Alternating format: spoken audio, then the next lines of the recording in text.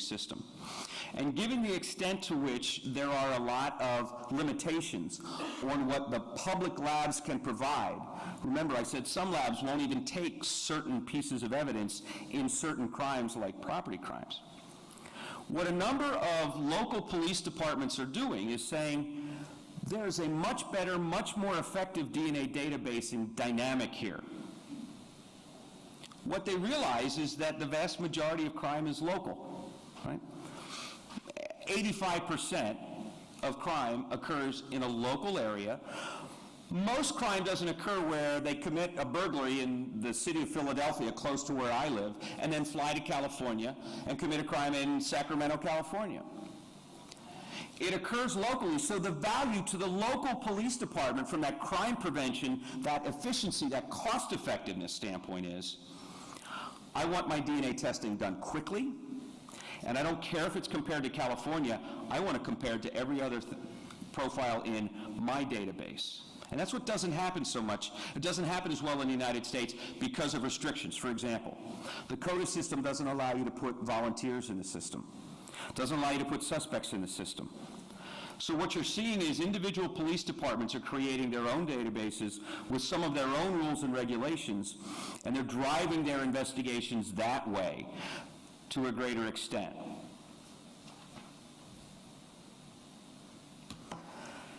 Now, the instrument itself, from an application and from a user perspective, is relatively simplistic. From a user perspective. Again, I don't want to oversimplify the science behind it. I'm not even going to talk about the science behind it. My point is that you see on this, do I have a laser on here? You see that? That's a green button. You press go. That's it. That's what the police agency does. The swabs go in a cartridge. The cartridge goes in the machine, and that green button gets pushed. That's the nature of what we're looking at in a police department in the future. And it's not the terribly distant future. Now, this is not an application for complex mixtures. It's not an application at this point in time for crime scene work. We're not really talking about leveraging this in crime scenes right now. We'll talk about that in the future. But right now, what we're looking at is the ability to bring an individual into the police station, to sit them down and say, we're going to have a discussion. But before we're going to have a discussion, we'd like to take a cheek swab from you. They're going to take the cheek swab, they're going to put it in that cartridge, they're going to put it in that machine, they're going to push a button. They're going to come back to the person who's sitting in the interview room, and they're going to talk about whatever they're investigating. And at the end of that conversation, they're going to come back and they're going to get a result, and they're going to say, let's try this again. My DNA profile says you're not who you say you are. Or any number of scenarios like that. Now, I'm obviously simplifying the dynamic. But that is a dynamic that is going to occur a number of years down the road. We're in the beginning process of that.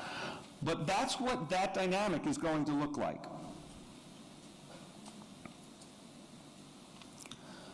A couple of very necessary and important assumptions here. DNA must remain the gold standard for forensic technology. If this simplistic box that we're putting in the hands of police is not scientifically reliable enough to maintain that gold standard of forensic science, we have failed terribly. What we have done historically in forensic DNA is we have moved slowly but surely forward, always ensuring that the next step in what we're doing is reliable, it's validated, and we've never gone back. We've never found a new application that we have subsequently found to be unreliable and had to start over again. It's critical that this process, that this instrumentation, that this chemistry and everything else, that this does not do anything other than encourage DNA as the gold standard. So understand that while I know that I talk very simplistically about the future of putting this in the hands of police, the foundation has to be a recognition that the manufacturers have to get the science exactly right, and it has to essentially do honor to the work of all of you folks who have done that good research, that scientific application. We have to maintain that kind of credibility. Secondly, there remains an essential place for traditional laboratory-based DNA applications. The hope here is that the application of rapid DNA takes pressure off of the laboratories for offender sampling, for example, for suspect sampling, and allows our sophisticated state labs and some of our private labs, our governmental laboratories, to do the kinds of work that many of you in this room are either training to do or have done for many years.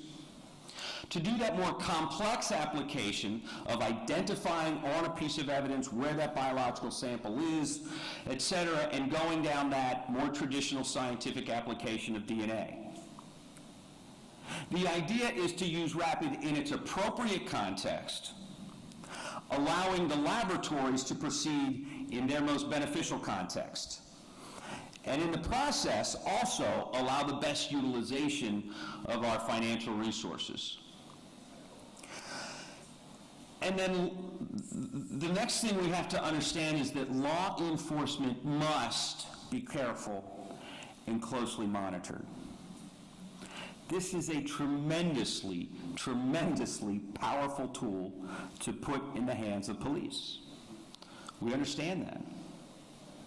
We understand that up to this point in time, we have not had those examples of the abuse of DNA technology, the abuse of databasing, where law enforcement has gone in and done something beyond the expectations of whatever enabling legislation there is. For example, when a police officer in the scenario that I mentioned, in a booking station, where they want to ask them some questions, but they also want to ask them to provide a DNA sample.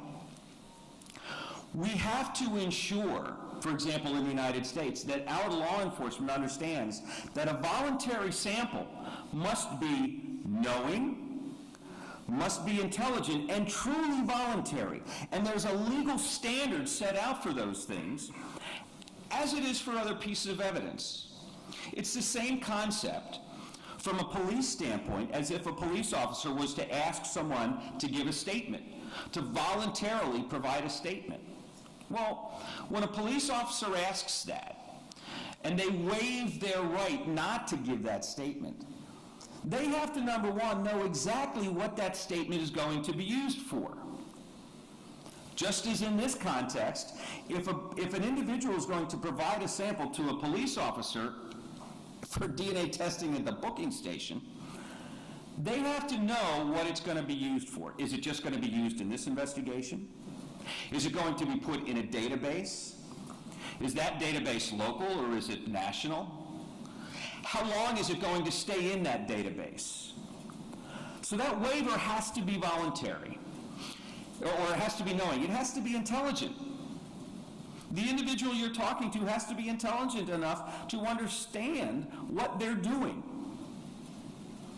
And it's in that context, it's in that combination of things that it is a voluntary act.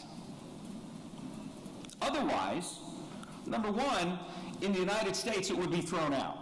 Let's assume that a scenario in which an individual is brought into a police booking station. He's asked to provide a sample.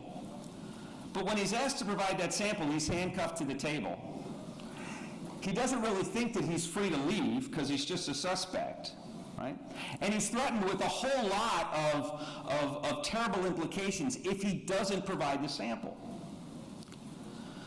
Well, if he provides that sample, we put that sample into that instrument that you saw. We get a result, we get a hit in a database, and that case goes to trial.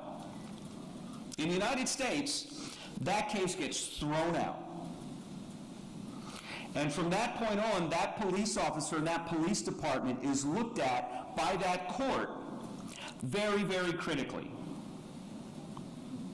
This is a tremendously powerful tool. that we will have to pay a tremendous amount of attention to in the context of training our police. Police love technology.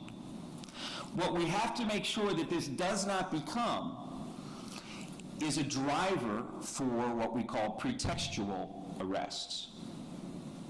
What we don't want to happen is we don't want police to have this kind of capability, this kind of opportunity to themselves create a database, to be able to do that DNA testing right there, and to begin to test people because they think they're in the database or they'd like to get them in the database. It's called a pretextual arrest. We have to be very, very careful. Any kind of new technology. One of the big issues right now in the United States is the utilization of drones and drone technology. And there are a lot of international implications of what the U.S. does with drones. Well, there's a lot of implication in the United States of law enforcement's use of drones. Same idea here. It's a new technology, it's an incredibly powerful technology, and we have to pay very, very close attention. 5 minutes. Practical applications. But here's what we're looking at being able to do. DNA profiling upon arrest for identifications and for crime solving. And I'm going to get back to that identification issue in a minute. DNA profiling for voluntary suspects. Immigration testing.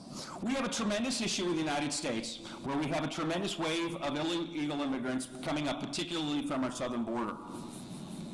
The problem is we identify them as illegal immigrants, we send them back, they turn around and they cross the Rio Grande again.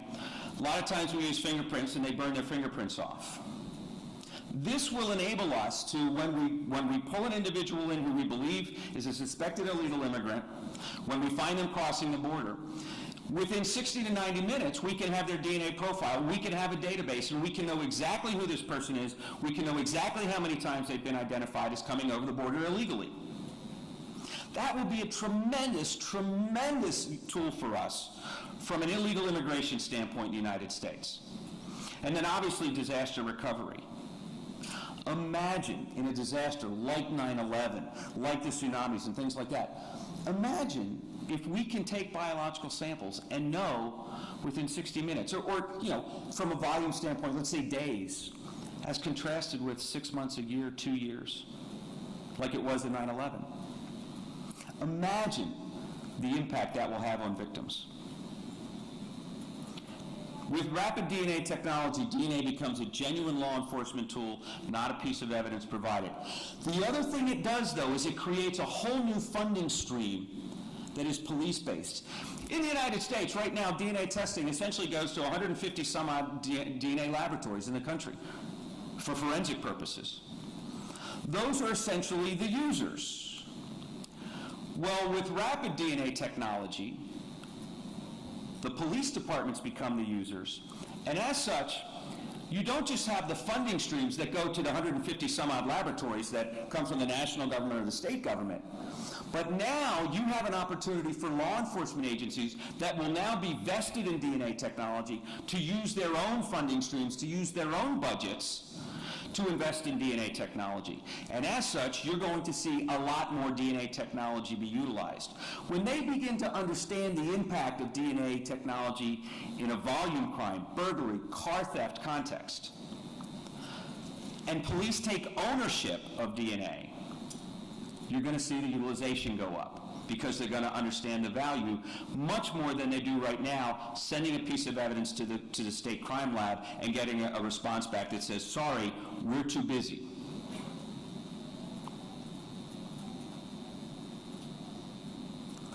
I'm going to finish up by talking about Maryland v. King. About 2 weeks ago, the United States Supreme Court issued its most important ruling on DNA ever. And quite frankly, one of the most important rulings in general on criminal procedure in decades.